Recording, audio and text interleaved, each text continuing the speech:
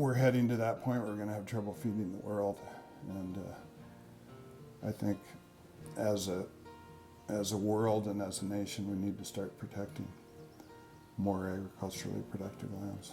My name is Rick Berg, and I'm a rancher, fourth generation rancher here in the Upper Musselshell. And we're sitting here to talk to you about the Berg Ranch out the window. Also with me is my wife, Gail, of nearly 40 years. My great-grandfather got the contract to furnish beef to the railroad workers, which it took about 2 years to get down there. So made enough money to actually buy the section that all our buildings are in now and that we're standing in right now. So I tagged along with my grandfather and my father all those years, and just, you know, I know every coulee and draw and hill on the place, and to somehow preserve that so many different people have put so much into it. It runs essentially from the highway, and then it's pretty much a square block that takes in all this ridge in the background of Butts Forest Service land up there. My grandfather was a tremendous influence on me, kind of a Renaissance man, a musician, a horseman, a bronc rider, conservationist, philanthropist.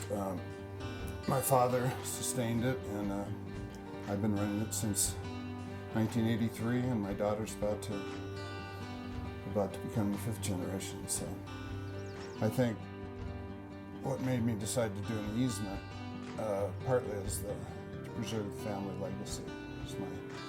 My great-grandfather had the back and the brains and the vision to carve this place out and put it together, and my grandfather, who held it together, hung on to it during the 30s of terrible economy and a terrible drought. My father sort of modernized it, and I think I got pretty innovative to hang on to it in the droughts of the 80s and the 2000s, and got it out of debt. And to preserve the legacy I wanted, no matter what happens to the place down the line, it will always be this big parcel that all of us help sustain and carve out.